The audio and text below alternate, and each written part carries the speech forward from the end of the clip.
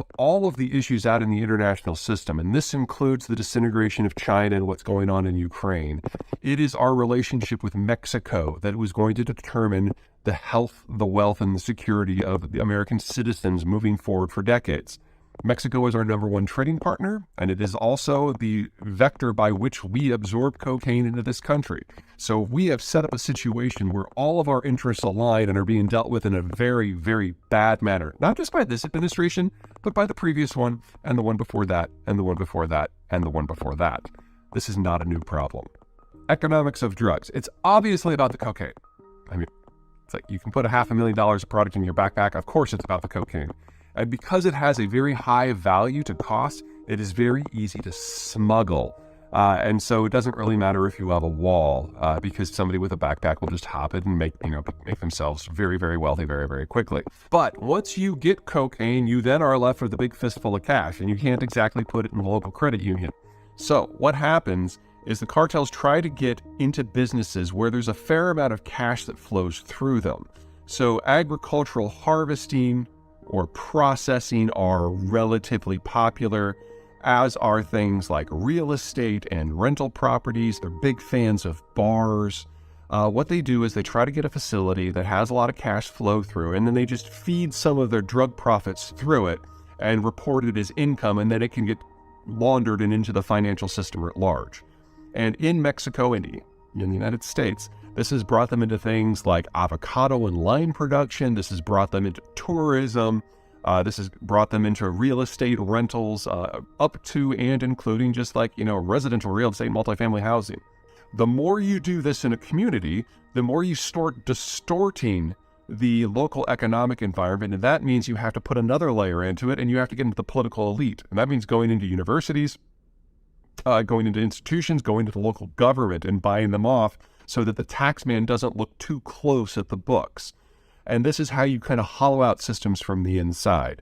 And this is one of the things that Sinaloa under El Chapo started to do in places like rural Texas, because it allowed him to get a foothold north of the border. South of the border, there is not a city in which this has not happened to some degree, but it's really, really popular in agricultural regions and places where tourism is really strong, like in the Yucatan Peninsula or in Cabo. Now, once a cartel reaches a certain point, they have enough resources, they can reach up and down the supply chain. If you go north into the United States, you go out and you start interfacing with the drug infrastructure for distribution, and that takes you head to head with a lot of the gangs that you either co-opt or kill. If you go the other direction, you go up into Colombia and Bolivia and Ecuador, and you wipe out the local organized crime groups that do the first step smuggling, and you start interfacing with the producers of the stuff itself, and you start establishing a paramilitary presence in places like Colombia, Peru, and Bolivia.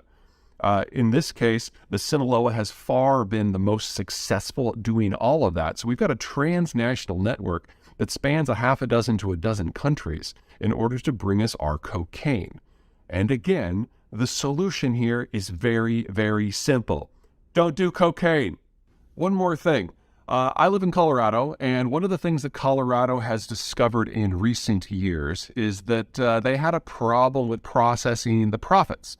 So it used to be that in Colorado, you would basically have a giant walk-in safe because you couldn't put your money in the bank, you couldn't put it in a credit union, which meant that everybody had all this cash lying around, and these dispensaries were paying for everything in cash.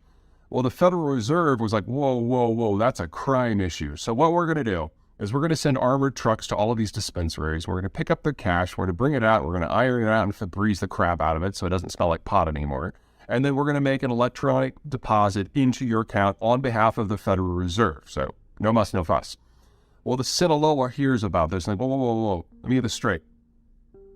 The U.S. Federal Reserve is now in the business of laundering drug money. Sign us up. And so there's a lot of this cannabis supply chain in Colorado that has been bought up on all cash offers and is de facto owned by the Sinaloa cartel. So no easy fixes aside from don't do cocaine. Mexican geography is wretched. From an economic and political point of view, the country is far more fractured than even what the Canadians have had to contend with. Mexico has no navigable rivers whatsoever. Whereas Canada is too cold, Mexico is too hot. Much of its territory is fully tropical or hard desert. Worse, nearly all of Mexico, whether temperate, jungle, or desert, is mountainous as well. Cut any way, this is a bad place to start down the road to civilization and stability.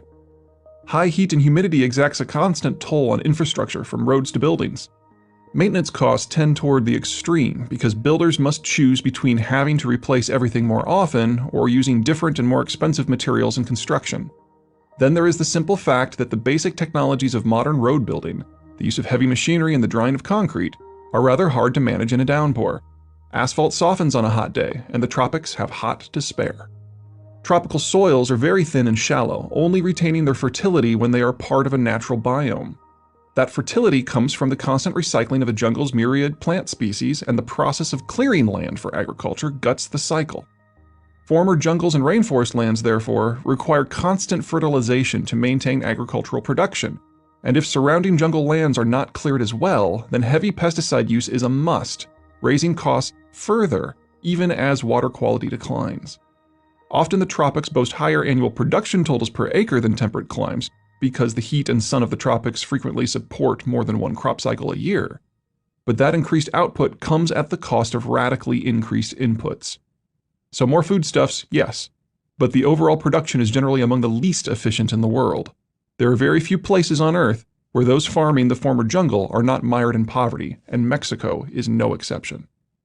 Higher elevation mitigates heat and humidity, soil fertility has higher potential, and the cooler temperatures and thinner air work against diseases and their vectors. Most of Mexico's population and all but 4 of its major cities are nestled in the multitude of plateaus, highland basins, and mountain valleys throughout the country's midsection, where the elevation lifts the land out of the tropics into a more temperate environment.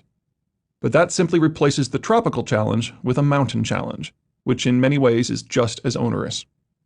Mountains, by definition, don't sport large tracts of flat land. There is no Mexican equivalent of the American Midwest that has the ability to generate scads of capital or support massive populations. Unlike other locations in North America, not one Mexican urban region has a hinterland. Any infrastructure that benefits one region cannot be extended to synergize with another. It must be rebuilt in each and every region without contributing to a greater whole.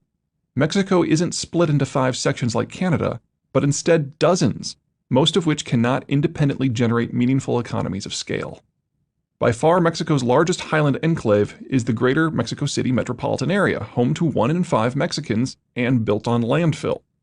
It isn't so much a good location as it is the best that the Mexican geography has on offer. Beyond Mexico City, only 10 Mexican metro areas pass the 1 million mark. The United States has 55. And none of them break 5 million. The United States has 10. The economies of scale, abundant capital, and ease of development that the Americans take for granted and that make industrialization possible are all absent in Mexico. Transport, always the difficulty of the human condition, is more onerous in mountains than in any other terrain. Sharp elevation changes generate swift currents, meaning that not one of Mexico's rivers is navigable, naturally or otherwise. The Mexico core region of Mexico City sits at an elevation of about 8,000 feet, despite being only 200 miles inland. Even when Mexico's disassociated regions manage to construct some local infrastructure, links between those regions require tackling topographic verticality that is painfully daunting not just to build but also to operate. Organic consumption growth is nearly impossible because what little capital there is must be dedicated to infrastructure. But even then, basic internal distribution is nearly impossible because of the extreme operating costs. It is a recipe for disconnected poverty and fractured, ineffectual government. Such difficult terrain skews what development that can happen into decidedly inegalitarian directions. This isn't the American riverine Midwest, with low barriers to entry and cheap long-distance transport options. In Mexico, the only people who can make a serious go are those who already have capital to spare. Those who could afford to build the expensive road and rail necessary to link a middling patch of useful land to the coast. Those who could afford to pay workers for months or even years to clear and fertilize land so that it might one day support crops. Most Mexican territory requires irrigation, further increasing the gap between those with capital and those without. Even the climate works against economic liberty. Tropical plantation crops like bananas and coffee require a great deal of capital to establish and a mammoth amount of unskilled labor throughout the crop's life cycles to tend, harvest, and ship.